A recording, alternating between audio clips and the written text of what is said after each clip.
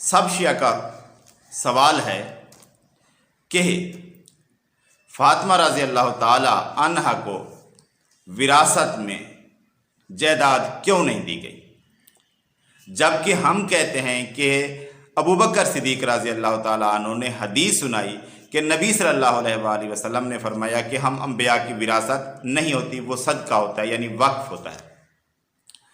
तो शिया का अक्सर एतराज़ात रहता है कि अबू बकर रज़ी अल्लाह ताला अन्हु ने जो रिवायत सुनाई वो उन्होंने अपनी तरफ से बयान की थी। कभी ज़ईफ़ कहते हैं, ज़ईफ़ तो कतन नहीं हो सकती क्योंकि कोई रावी दरमियान में ऐसा तो नहीं, क्योंकि उन्होंने खुद सुनी होगी ना नबी सल्लल्लाहु अलैहि वसल्लम से, तो ज़ईफ़ वाली बात तो गलत हो गई। दूसरा जो इनका असल दावा है कि अबू बकर रज़ी अल्लाह ताला अन्हु ने अपनी तरफ से नाउज़ु बिल्लाह झूठ बोला था। तो इनके इस दावे को साइड पर रख देते हैं, हमारे दावे को भी साइड पर रख देते हैं कि इस तरह नहीं होती विरासत अंबिया की। इस बात को ही सिरे से साइड पर रख लेते हैं। अब आपसे एक सवाल है, जो भी शिया थोड़ा बहुत जानता है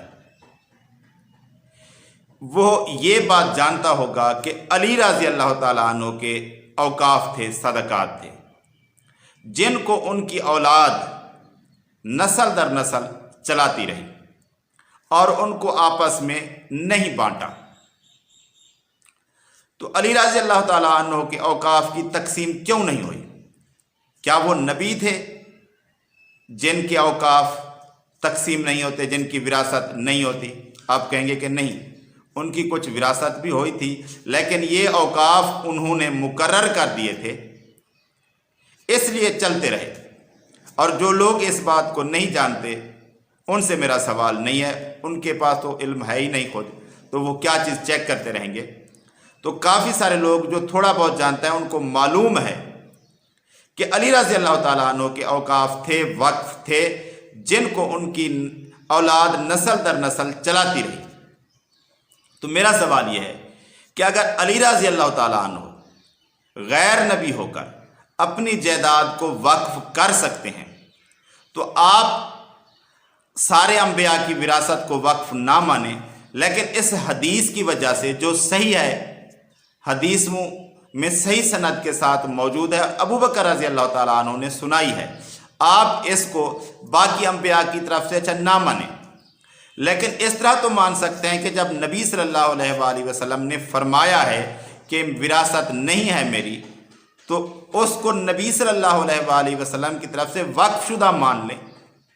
अबू बकर रज़ी अल्लाह ताला अन्हु हदीस बयान कर रहे हैं, तो ये तो बात कन्फर्म है कि अबू बकर रज़ी अल्लाह ताला अन्हु ने नबी सल्लल्लाहु अलैहि वसल्लम से ये हदीस सुनी और आपने सुनाई।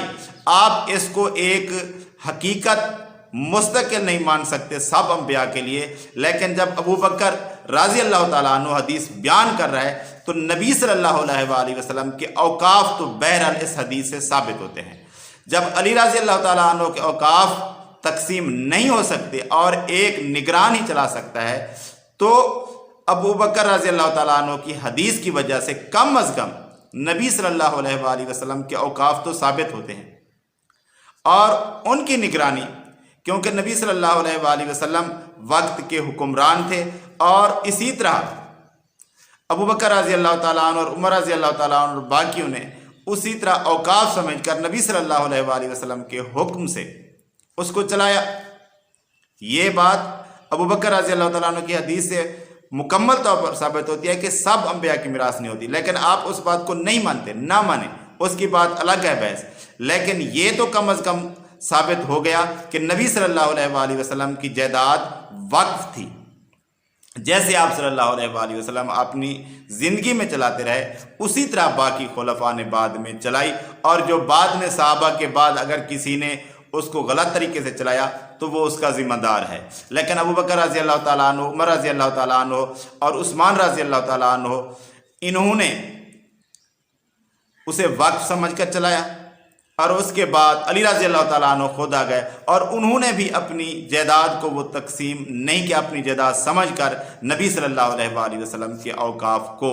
तो मेरा सवाल यह है کہ جب علی رضی اللہ تعالیٰ عنہ کے اوقاف آپ مان سکتے ہیں تو نبی صلی اللہ علیہ وآلہ وسلم کے اوقاف بھی آپ کو اس سے پہلے ماننے چاہیے کہ نبی صلی اللہ علیہ وآلہ وسلم کی اس بارے میں حدیث واضح طور پر موجود